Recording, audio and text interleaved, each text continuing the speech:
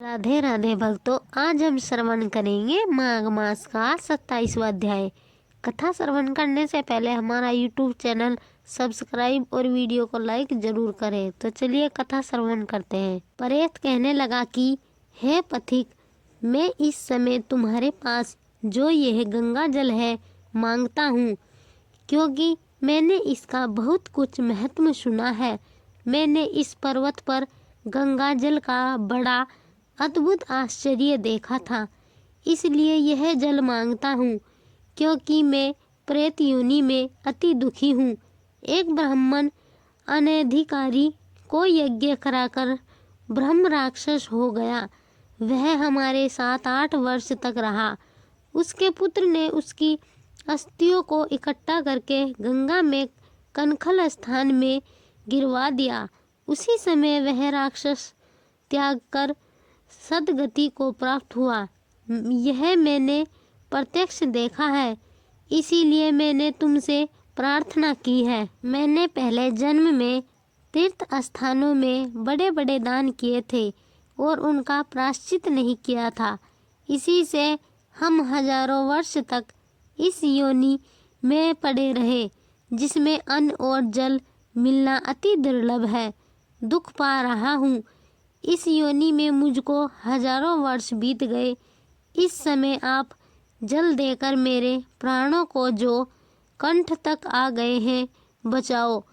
कुष्ठ आदि रोग से भी मनुष्य प्राणों को त्याग करने की इच्छा नहीं करता। देवदूती कहने लगे कि ऐसे उस प्रेत के वचन सुनकर वह ब्राह्मण बड़ा विस्मित हुआ और वह अपने मन में विचारने लगा कि संसार में पाप और पुण्य के फल अवश्य आ पड़ते हैं।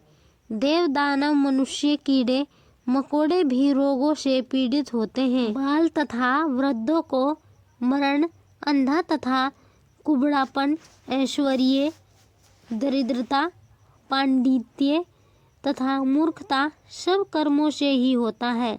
इस कर्म भूमि में जिन्होंने न्याय से धन इकट्ठा किया वह धन्य है। यह सुनकर प्रेत गदगद वाणी से बोला, हे पथिक, मैं जानता हूँ कि आप सर्वज्ञ हैं। आप मुझको जीवन का आधार जल इस प्रकार दो, जैसे मेघ चातक को देता है। तब पथिक कहने लगा कि हे प्रेत, मेरे माता पिता भृगु क्षेत्र में बैठे हैं। मैं उन्हीं के लिए जल लाया हूँ। अब बीच में तुमने गंगा के संगम का जल मांग लिया।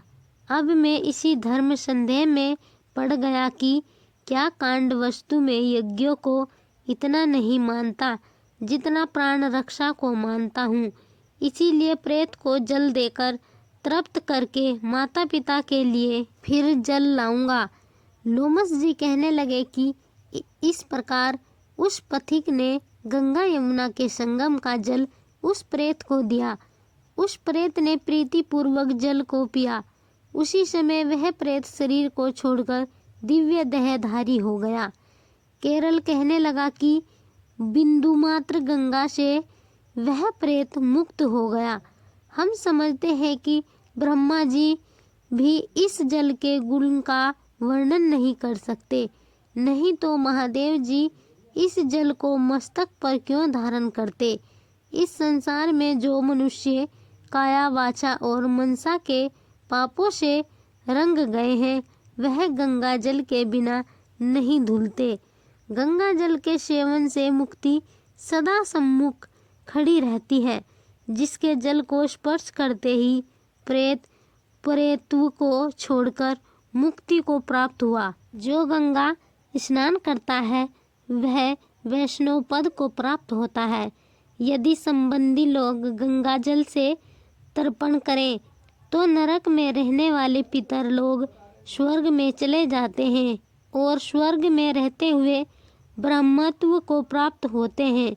गंगा जल के समान और कोई मुक्ति का साधन नहीं। वह प्रेत वहां से चला गया और 1 मास में जब माघ मास आया तो उसने सने हुए प्रयाग महत्व के अनुसार गंगा यमुना के संगम पर स्नान करके पिशाच शरीर को धारण कर भक्ति पूर्वक नारायण को स्तुति करता हुआ वह द्रविड़ देश का राजा गंधर्वों से सेवित उत्तम विमान पर बैठकर इंद्रपुरी को गया। सो हे द्विज, यह इतिहास पापों का जल्दी ही नाश करता है।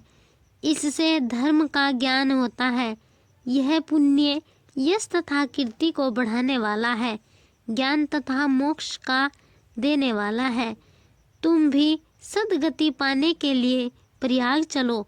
वहाँ पर हम ऐसा स्नान करें जो देवताओं को भी दुर्लभ होता है। वहाँ पर श्राप से पैदा हुआ पिशाचपन सब नाश को प्राप्त हो जाएगा। इस प्रकार लोमस जी के मुख से अमृतमय मधुर कथा को सुनकर मानो अमृत पीकर सब प्रसन्न हुए और पाप रूपी समुद्र से पार हुए। उन्हीं के साथ सब लोगों ने दक्षिण दिशा को प्रस्थान किया। भक्तों, यह थी माघ मास के 27वें अध्याय की कथा। 28वां अध्याय श्रवण करने के लिए हमारा YouTube चैनल सब्सक्राइब और वीडियो को लाइक जरूर करें। राधे राधे।